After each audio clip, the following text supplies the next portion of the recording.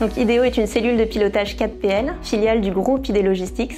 On gère l'activité transport de bout en bout pour nos clients, que ce soit en mode route, rail ou multimodal. Aujourd'hui, IDEO, c'est 80 personnes qui sont basées à Saint-Priest et qui gèrent une volumétrie annuelle de 300 000 ordres de transport par an et 1500 trains.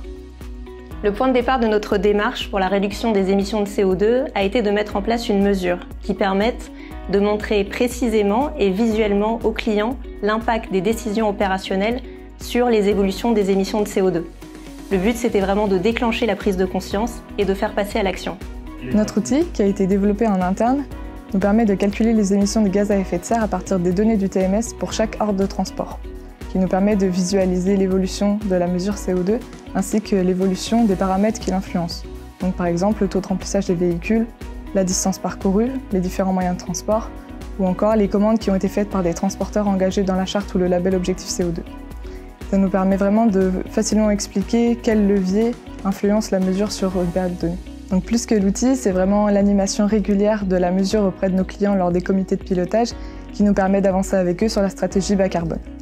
Et donc au-delà de l'outil, en amont, on a dû faire pas mal de pédagogie, notamment sur les enjeux globaux de la décarbonation du secteur, donc sur les accords de Paris, la stratégie nationale bas carbone, ou encore la situation du secteur transport dans la transition écologique, mais aussi pas mal de pédagogie sur les nouvelles technologies de carburant et les contraintes qui y sont associées.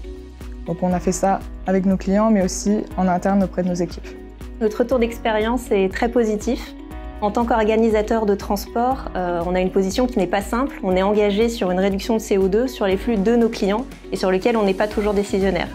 Pourtant, les résultats sont là. En 2021, grâce aux actions qu'on a mises en place, on a permis de réduire de près de 6 000 tonnes CO2 les émissions de CO2 et de convertir plus de 14 000 ordres de transport sur des modes alternatifs au diesel, que ce soit en multimodal, en gaz ou en biodiesel. Aujourd'hui, on a même 2 clients qui sont prêts à s'engager dans le dispositif Fret 21 et qu'on est ravis d'accompagner sur le sujet. Le message que je souhaiterais faire passer aux professionnels du transport et de la logistique porte sur la collaboration. La mise en place à grande échelle de schémas alternatifs ne passera que par la collaboration des différents acteurs entre eux. On le sait, ce sont des schémas qui ont des contraintes opérationnelles, que ce soit pour le chargeur, pour le transporteur et même l'organisateur de transport.